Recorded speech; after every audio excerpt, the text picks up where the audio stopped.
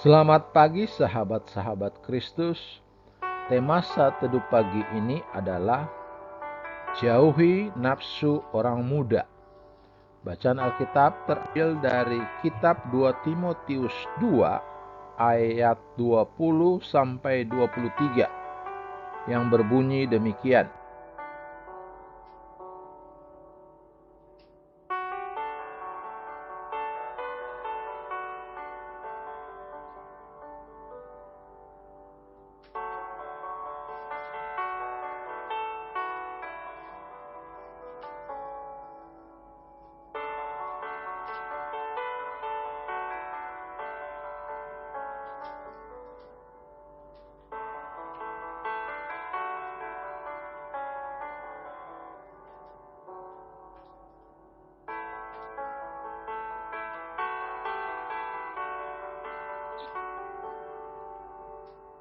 Dalam rumah yang besar bukan hanya terdapat perabot dari emas dan perak, melainkan juga dari kayu dan tanah. Yang pertama dipakai untuk maksud yang mulia dan yang terakhir untuk maksud yang kurang mulia. Jika seseorang menyucikan dirinya dari hal-hal yang jahat, ia akan menjadi perabot rumah untuk maksud yang mulia. Ia dikuduskan, dipandang layak untuk dipakai tuannya, dan disediakan untuk setiap pekerjaan yang baik.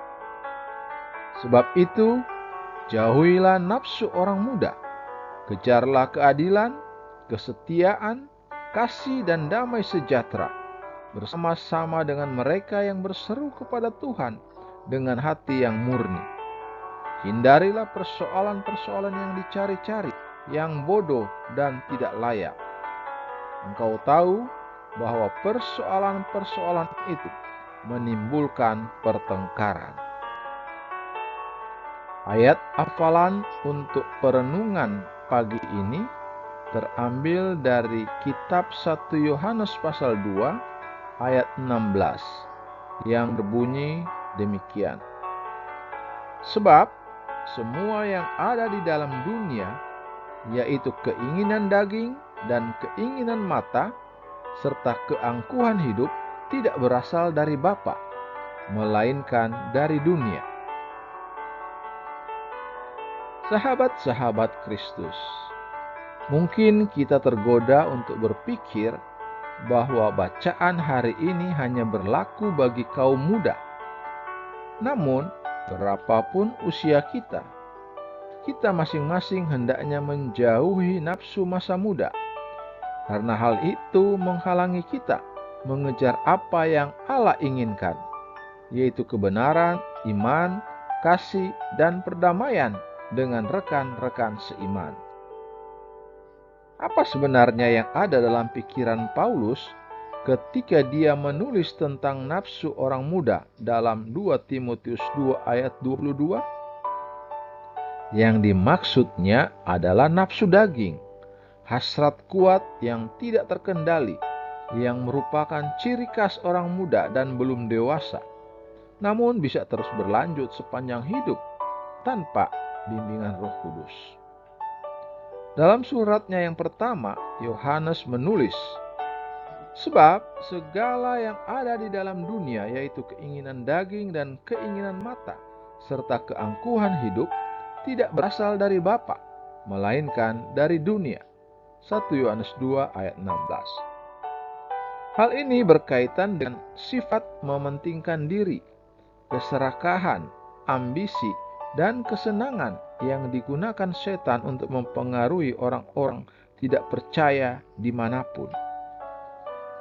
Semua itu bertentangan dengan kehendak Tuhan bagi kita, karena semua itu tidak berasal darinya.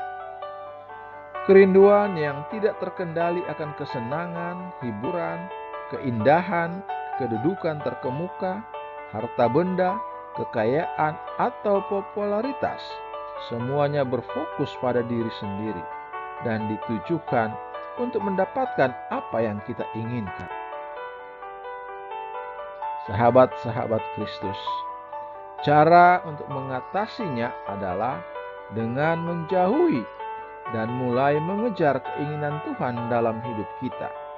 yaitu kejarlah keadilan, kesetiaan, kasih dan damai sejahtera, dan seterusnya. Ingat, semakin kita mengembangkan selera akan kehidupan yang saleh, semakin sedikit kita tergoda oleh kesenangan di penuh dosa. Terpujilah Kristus, haleluya. Tuhan memberkati dan menyertai kita semua. Amin.